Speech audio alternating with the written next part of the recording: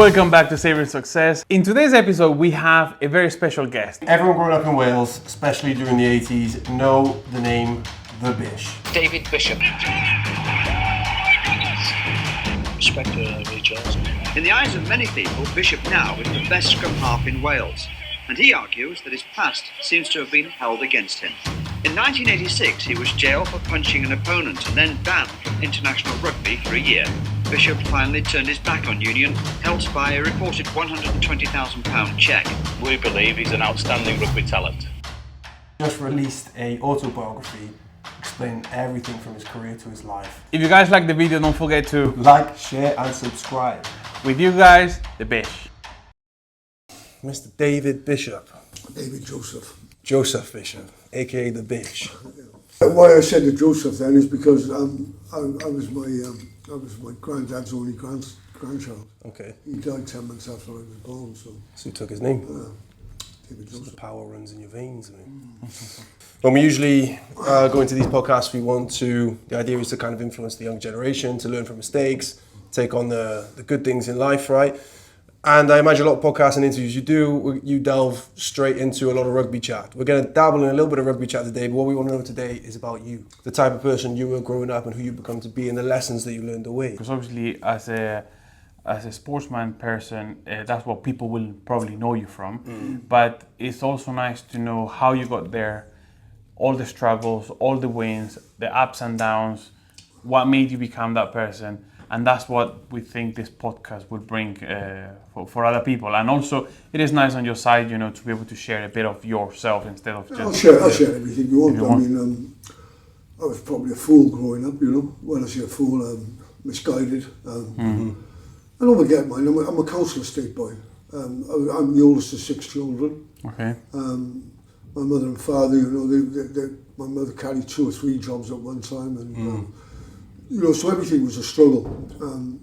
But back in those days, in the 60s, 70s, and even up to the 80s, I mean, it was quite natural to beat your kids and probably beat your mother. You get beaten as well. That was the way it was. But I found my release in sport. So. And who was the biggest influence on you, your mother or your father? My dad from sport. Oh yeah, without a doubt. I mean, from judo to boxing. Okay. To baseball, to rugby union, rugby league. Rugby was where you really excelled in sport. Well, that was my choice. That was your choice. Boxing, there's a lot of people who wanted to improve as a boxer, but... Was your father a rugby player? Yeah, he's a gymnast. He represented Great Britain in the Empire Games. Yeah. He played for the Wanderers, the kayaks, he's more known for, but everything he sort of told me, and he was my guide through my career, really. Yeah. But I always had my mum's back in type of thing. Was he around when you were little? Yeah. Yeah. What was the family unit like growing up? Was it a tight knit family? We lost my sister Wendy very young. She had a cot death. I don't remember that. So there's me, Michael, Terry, and then there was Wendy. And as we're talking, I could see her in a little coffin, which was about that big. But that was a big. And then my mum wanted a girl, and they carried on. And Sean came, and then Cecilia. So, that's the 5 kids. You were a good kid? Well, that's debatable. I mean, what is a good kid? What you class as good? Yeah, exactly. I mean, look... You listen to your parents, you follow the rules, you pray to God? No, I didn't follow the rules. But as I got older, I never followed the rules. But I wasn't academically clever. Yeah. Which one old man, always sort of... If you had a bad report, you got a fucking eye in. So, I can remember my dad beating my mum when he came home pissed up and things like that. And look... people sort of frown and pull these faces, but that was the normal thing that went on the estate then, and people can't understand it now, but that was normal, and thank God normal times have gone, but like I said, it was a battle to have food on the table all the time, and you've heard this story so many times, with boxers and things like this, but... makes you hungry and pushes your motivation. It was a tough life. What was just like your teenage years like? My father would say he'd kick me a left foot when I was like 5 years of age. I was right-footed normally. And he'd let me stay out there, and if I practiced with my left foot. Yeah. And as soon as I couldn't see him, I'd go back to my right foot, then he'd come out and say, he was my guide in life as far as sport goes, whether it was rugby, boxing, baseball. So you had a good relationship with him? A complicated relationship. Okay. As I got older. All right. All right. Me and my mum was really tight, you know, really close. Because we were the two who got battered all the time, I think. Yeah. You know, but, you know, I can smile about it now, but at the time. But, look, it was normal on the estates. And I found that, you know, the most difficult thing to put across to people, that it was quite normal. Do you reckon your dad meant well? Because he was also teaching you, like you were saying... How can you beat a kid who's 8 years of age? I mean, well... No, I understand, obviously. No, Not I the beating, but like the overall...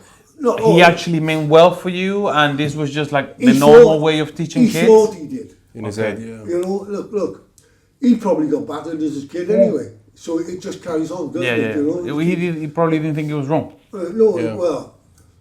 As a parent, I do know he's wrong. I think you can spot it. He's wrong. Listen, you can beat someone, but how long do you beat them for? Yeah. You know, look, there's certain things. I was gifted at sport, all sports.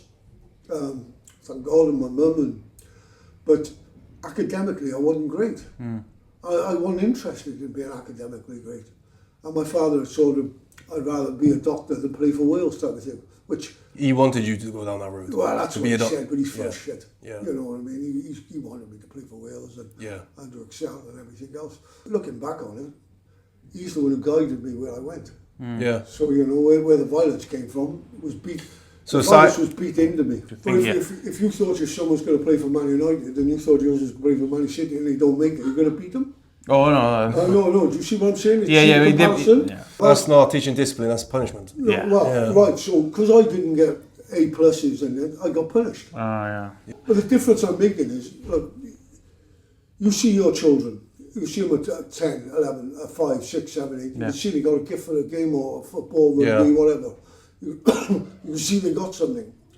But from 5, 6, 7, 8, 9, 10 to 15, I wasn't academically gifted. I wasn't really interested either. Yeah. And when I say I wasn't interested, I just wanted to play sport. And that's where my gift was. But my father just beat, you know, because, you know, no good, because how long do you beat someone? Yeah. So in the end, he tries to beat the devil out of you, but he beats it into you. Yeah. Exactly then you're full of anger, full of... and it guides you. Yeah. You know what I mean? It gives you that chip on your shoulder and things like that. But, Yeah.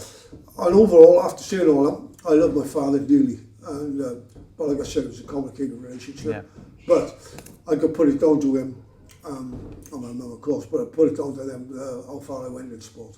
And probably I could have gone further. So your teenage years then, what were they like? Murder.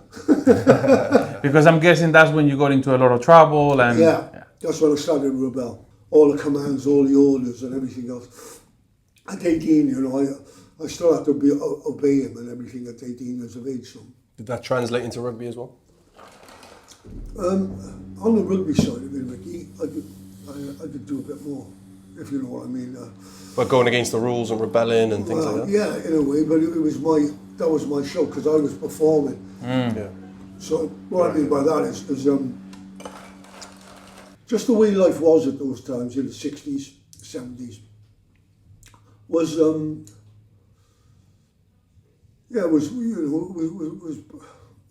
was vicious. There were different times as a whole anyway. Absolutely. There were different times compared to now. There was a time then when like 15, 16, 17, 18 I started to rebel. I was going to say, at what point did you start rugby though? What age were you?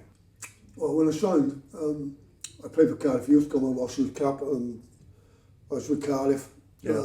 Cardiff boys, Cardiff born and bred. I got kicked out of Cardiff. Okay. for off the field behaviour. Just starting to get into fights and all things like that. On the pitch? Outside Off the field. In nightclubs. Right. So Cardiff wanted rid of me anyway. I don't know why, but they just wanted rid of me. So they said, you've got to find a new club, which at the time for me was devastating. I mean, it was the worst thing that ever happened. Were you getting paid well by Cardiff? Or? No, you don't get paid. You don't get paid at all? No. Okay. Paid subs. Yeah. You know. But I was a Cardiff boy from an 8, you know, I was in the 11s when I was 8 years of age. And I went right through the system. What were you doing for money in the meantime of doing all this? I was struggling, you do struggle. Were you working somewhere? I started an apprenticeship at 15 as a welder. Okay. I was getting £15 a week. Yeah. Wow. £2 for my bus pass, or £1.90 for my bus pass. What's the value of that these days? 15 quid a week? I have no idea. Well, if the bus pass was £2, I'll that's tell you nearly, this, nearly all of his wage. Well enough, Rick. Fair enough. So, and what did I do? I goes back over and tells my mum, I can't do this no more. And she said, you've got to. He's put himself out to get you a job. And I said, they paid me £15. I said, I've got to give you 8, because the first time I start work, I give it my mother 8 quid. That leaves me with 7, £2 for my bus pass. I mean, I didn't have enough for sweets. You know what I mean? And it's supposed to be, you think of 15, it just, for me, it was getting out of school early. Leaving school early. And not without taking exams. After 6 weeks, I packed it in. So and my mother, God, I got to see her. She was shitting herself, because if he found out, there's going to be murder. That's whipping it. Punish. So I stayed out of the range for a little bit, but eventually he found out. Yeah. So you got fired from Cardiff? Got fired from Cardiff, and then Ebervale come into me. Right. Well, come into my dad, and my dad, I was in college then, down in Rugby College. Yeah. And I was only supposed to play one game, and I played. Then I played for the rest of, till I went to jail. Yeah. I went to jail and I had a 3-year sentence for an affray. What'd you go to jail for? GBH, but it was a gang fight type of thing. Okay. But, I mean, in all fairness, I could say this now, but a kid lost his eye as well, so and for that I'm deeply sorry. And at the time you don't see it that way. Yeah. How long after all that did it make you think that kind of way? Well, last week. Yeah. No, I think I started maturing. This is the truth. Really maturing at about 50. Yeah. It says in my book 40, but around about 50 I started maturing. Okay. I mean, some of the regrets I got, with my family or my ex-wife and things like that, And it was all my fault. I was just being my dad. Yeah. Everything I hated about my father, I became him, and worse. Is it about 50 years old that you started to realise that you were reenacting or becoming your dad? Well, my wife, I lost my family. You die for your family. Yeah. Yourself, you got your own children. But at the time, I was living the fame. I was living the life. Just being a big-headed, no good bastard, really. So is that the kind of person that you class yourself as at the height of your career? I was, yeah. When I look back, and like, it's water over the dam now, but, I don't think there's anyone in life that change certain things. Yeah. If they could, but, you can't change things once the water's over the dam, that's the end of it, and I think this podcast, obviously, if there's anyone, like, which is gifted, well, I don't mean that in a big-headed way, but is gifted at sport or anything like that, it's a lot different now, Ricky. That these kids, they're all professionals now in rugby. Yeah. But I thank God, and I mean that sincerely, that kids don't get beat these days. Yeah. And that's the one thing I learned. I mean, I've never touched my kids. I've never, and I had 2 girls anyway, but never touched my kids. And although growing up in the youth too, I was getting older, I was a very violent man. You're already better than your father then, aren't you? Well, my mum was great. Listen, I put everything down to my father and my mother for what I got and all that, but there was something wrong with my dad at the time, you know what I mean? Yeah. And not just my dad. I don't say that. Most of the men on the estates. I think, I don't know about Ricky. It's just this macho image. Yeah, because my father is from Portugal. Right. Okay? And I was born in South America. So very different countries, different continents, different cultures. But it was the normal thing back in the 40s, 50s, 60s to beat up your wife, to beat up your kid. It wasn't seen bad. The woman had to behave and the man ruled the house. That's right. And that was, so not to excuse your dad, but what I'm trying to say is, like, you're right, it was the normal thing. It was normal. It was, I mean, I come from South America, it was normal then, it was a very macho figure, man of the house. But even then, though, I think, certain things were, look, certain things wear off on you, and as I said earlier, everything I hated about my dad, disgusted about my dad. I turned out to be him. Unfortunately, And yeah, worse. that happens. Some people don't learn that lesson though, until the day they die. Well, you So know, I it's understand good. that. Yeah, It's but good that you. there's sometimes, Ricky, and you look. Sometimes things are wrong. You know what I mean? Yeah. And you can put it down to drink, whatever, drugs, or all these things. But look, how can you beat a fucking 8-year-old kid? And you know, and you see it in the streets even now. Sometimes see a mother pick up 18-month-old baby up and slap the ass and things. Yeah, you yeah. know? And I think they go too far in school where they can't give you the cane. You know what I mean? Yeah. You know, it's There's gone no from one respect. Yeah, extreme yeah. to the very other. You Yep. know what I mean? So, Yeah. you know, I mean, it's hard to say. You know, and I used to remember growing up and going, "Listen to these old bastards." You know, it wasn't like this when I was. But like you look at it now, it's well overrun. You know, with different things, and you do learn as you get older. Guys, I'm telling you. Yeah, and I mean, obviously, we do the podcast for fathers, and we're fathers ourselves. Yeah. And we've always, Ricky and I always said, it is really important to have a father figure. But I think it is very important to be careful which father figure you are. Because, Well, eventually, without- you're right. But eventually, you're going to become your own father, yeah.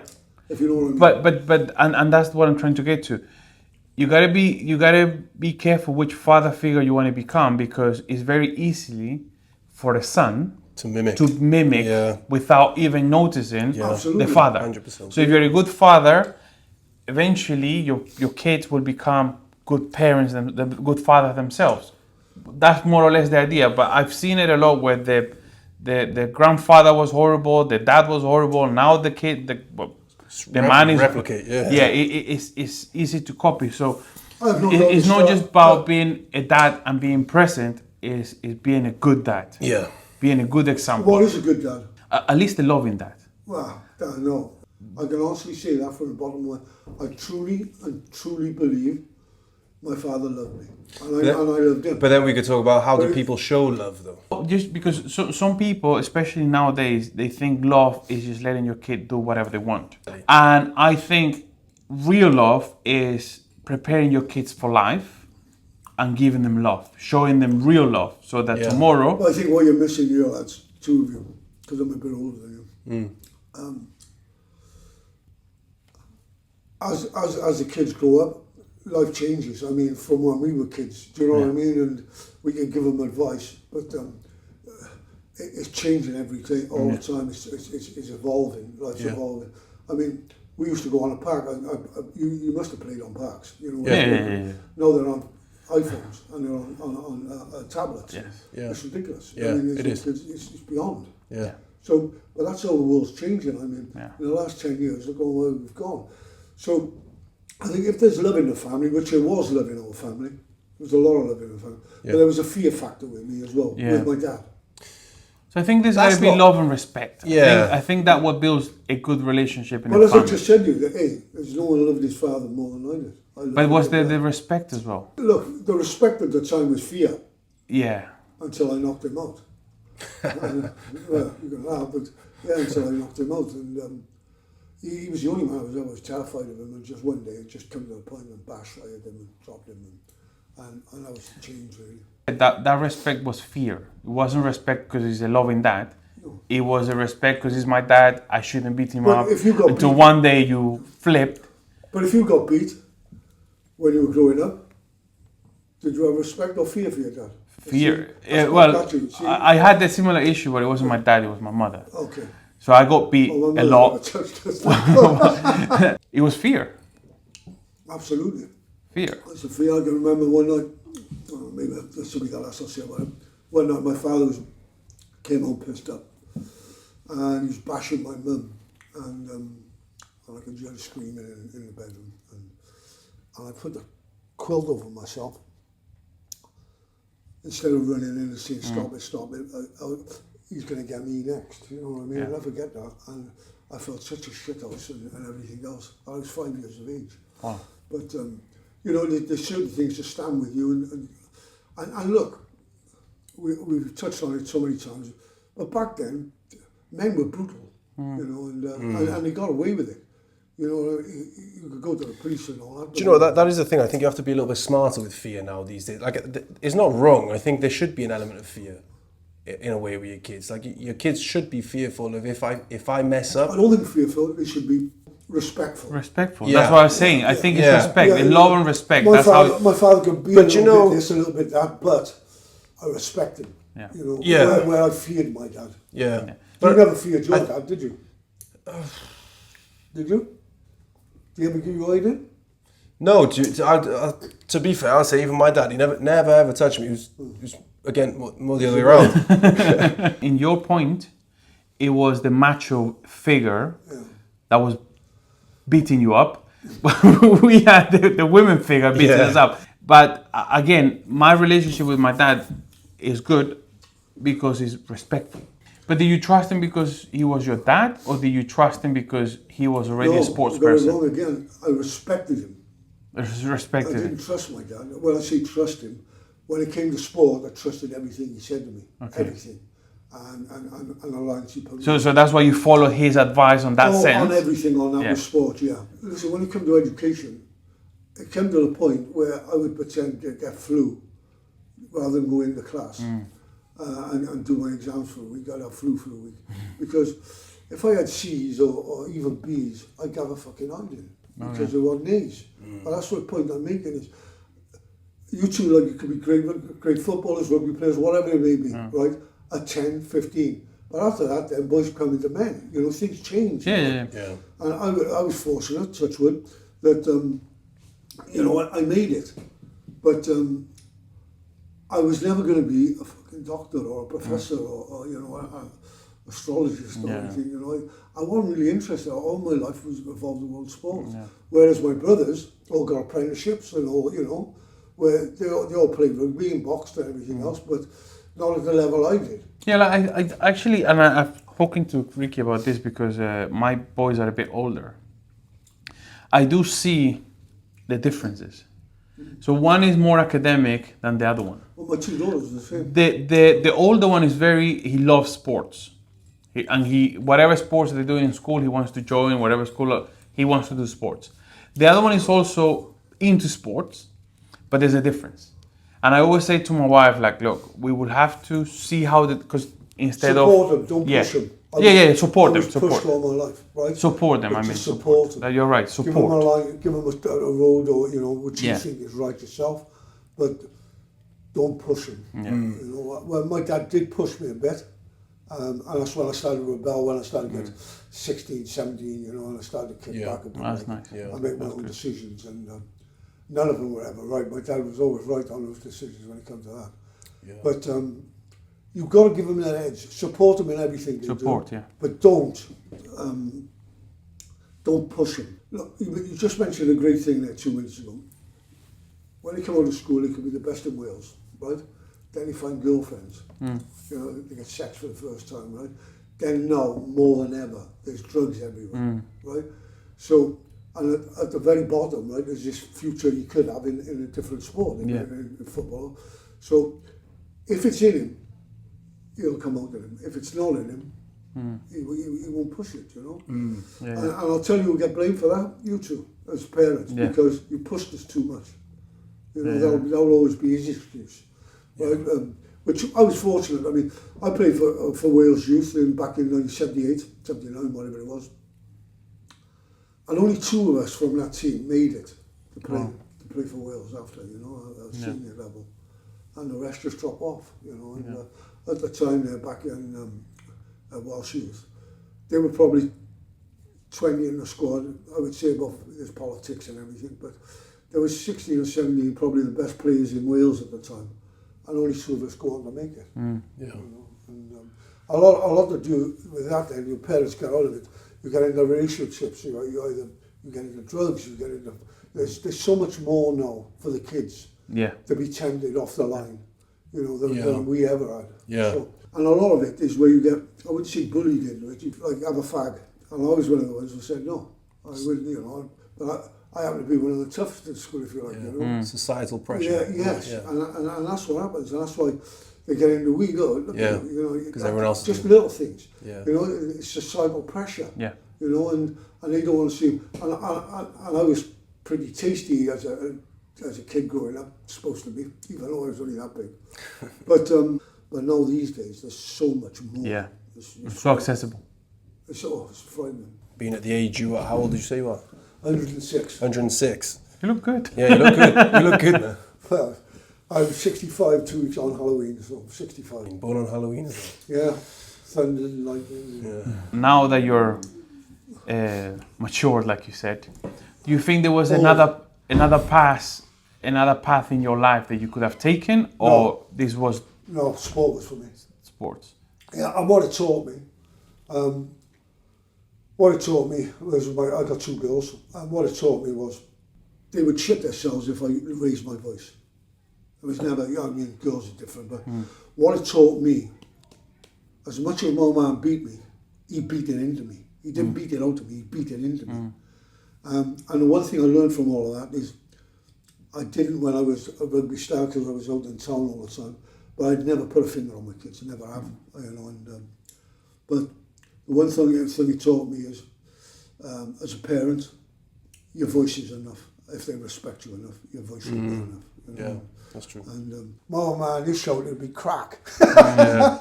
But life is a learning process all the time. Yeah. And you do learn, and the kids are a lot cheekier now. My grandkids are cheeky. Yeah. I think we went from one bad to another bad now. We have to find somewhere in the middle, You will find it. which is the reason for the podcast. We're trying to be those kind of parents that are in the middle. There's respect, there's love, but you know. There got to be a certain, like I said with my dad, it was complicated, right? But up until about 15 is what he said I done, how I jumped, you know, and all that. I never felt I could jump on my own, you know, but it was him. But with my mother, she always had an arm on me and all that, and, you know. You need we were both beaten together, really, if you know what I mean. But I look back now and I see me and my dad's relationship was complicated, but I got to tell you this, my dad made me what I was, if you like, with my mum obviously, but I had a talent. But as you get older, you do learn. Yeah. You do learn. And I don't sometimes now, Rick, it's too late though, isn't it? Well, I'll tell you what, Rick, right? Like we said, this was over the down, right? You know, where they called me the one cap winner and everyone, I'm the best player they ever seen. There's no doubt about that. Yeah. But I have grown, if you know what I mean. As I've got older, I've grown more respectful and more look at things in different ways now. Whereas before, when you're at the height of your fame and everything else, you think you can walk on water. Yeah. In hindsight now, what would you say that is your biggest achievement in life? My children. Not your career, not anything like that. Nah, fuck the career. I mean, look, it was amateur at the time, Rick. Yeah. I'd say my children, because I know much they love me. Going out to see Sam now in March in Australia. Sasha, I got to take the grandkids out now after I finish here. Sometimes it gets a pain in the ass. Don't cut that bit out. But, no, you know, but hey, you go out there, right? I'm 65 now, and Ezra's 4, just turned 4. Well, he's not gonna know me, and that's one of the reasons I've done my book. So my kids so read about you. I mean, I was at odds with my family, man, when I started doing the book. Because why do you have to put that in? Why did you? I said because it happened. Yeah. And I said, look, it's not because it happened. I'm just trying to show the people who buy this book everything I hated about that. I became him and worse. Yeah. You know, and well, I think it's a good teaching lesson. Yes. Because you learn. Yeah, exactly. But sometimes, especially nowadays with phones, we're so consuming so much all the time information. Well, tech and everything. Yeah. That sometimes we forget to think in the future and think how an action could affect you. And I really believe, and I had this conversation with my son the other day. It's like, you know, I try to do the best job I can. Maybe you don't agree about it now, but I will try and help you into like, and see that you can hold yourself on your 2 feet, and then I'll let you be. But I don't think people realise how difficult it is to be a parent. It is. You know, for me to... There's not a book. There's not a book telling you how to be one. But what it did teach me, and I was worse than my dad about it, what it did teach me is, my oldest daughter, Samara, I mean, she was going to be a lawyer. She's super, super intelligent like a mother. Now Natasha, my youngest daughter, was in school with you, Rick. Yep. I said, you're going to work in Tesco's checkout. And she's turned around and she's gone, well, what's the matter with that? You know? Yeah. So there's chalk and cheese. But she's a nurse, full-time nurse. And she got her own business as well with all these jabs and all that nonsense. Yeah. And I'm so proud of the two of them. I mean, Samara lives for different reasons, yeah. For absolutely different reasons. And the total opposites in certain ways, you know. Yeah. But tight is like, you know, close. That's what I wish for my kids. Yeah, 100%. For them to be friends. Yeah. Because they were two boys. If they're friends, they'll be friends forever. They're brothers. Yeah. Hey, I'm just happy to be on this podcast at 65 years of age. I should have ended about 40 years ago. No, we're happy to have you here as well, sharing your story. I mean, you mentioned a couple of times that, you know, throughout your career, you did some bad stuff and that included drugs, right? I didn't do that in my career. Oh, you didn't do that? No. I didn't take drugs. I had the odd spliff. Yeah. You know, like, again, what was that word you used earlier? Not bullied into it, but just to be peer pressure. Well, just to be part, you know. Yeah. Part of the group. I never took drugs when I was playing. No. All right. No, I never done that. After your career and everything, did you go down a road, that road? Well, I mean, I think many people do after sports when their career finishes. They don't quite know. I was happy to finish, right? Okay. I mean, my body's in bits, as you see me come up the stairs now. Yeah. My body's in bits, but at the time, like we were saying, from the back page to the front page, I was just happy to give it all up. Yeah. And as soon as it went, you got to find a replacement. For being a household name, especially in Wales, everywhere. Yeah. Right. So you've gone into the depths. So for me, it was cocaine. I tried, you try things and all that, and I had cocaine. And it was a big rush and everything else. And it was the only thing I could compare to running out in front of fucking 30,000 people, 20,000 people. Yeah, adrenaline. Oh, okay. But hey, you soon, now looking back as I say I'm older, but you soon realise you can blame this for missing rugby and all that, but in the end you become addicted. Yeah. It becomes part of your life cycle. And then with that comes mood swings. This swings, my parents, my family started to take second place. The drugs was taking over. Oh, right. You know what I mean? And for me, I'm looking back now, but for me at the time, it was my release. It was like, Your way out. Well, I had to have some sort of hit that I was getting on a Saturday when I was playing for 20,000 people, 15,000 people. And for me, and what happens then when you become an addict, you think you're invisible. And what I mean by that is, you walk into places because you need a step or smoke some crack or something. You need to, and you think you're invisible. That's the addiction. You don't think people can see you, and we almost find the fucking person in there. And it's difficult once you're on that route. It's difficult to get out. Very difficult. I know everyone's being tempted and peer pressured into drugs, but if you can, fight against it, give it a miss. That's what I would say, because you will fucking ruin your life. Hey, there's a lot of ups and downs in life, and you two boys are just on that journey, and all you can do is your best. Keep your hands in your pocket and don't slap them. Yeah. Or in my dad's case, the belt. Yeah. One last piece of advice that you could give the younger generations, including our generation, all the up-and-coming generations are looking to create a better life, whether it be financially or build a family or whatever it is. What would one last final thing that you could say to a younger generation? Eating Valentinos. I'll tell you what I'd say, Rick, really, and I've no one to give advice. Okay. If they've listened to this podcast, they'll know. I mean, I've been over up and down more times than anyone else. I think these days, Ricky, people will only have one child or two children based on their income, right? That's how sensible they are now. We were 6 of us, and we didn't have a pot to piss in. Yeah. You know what I mean?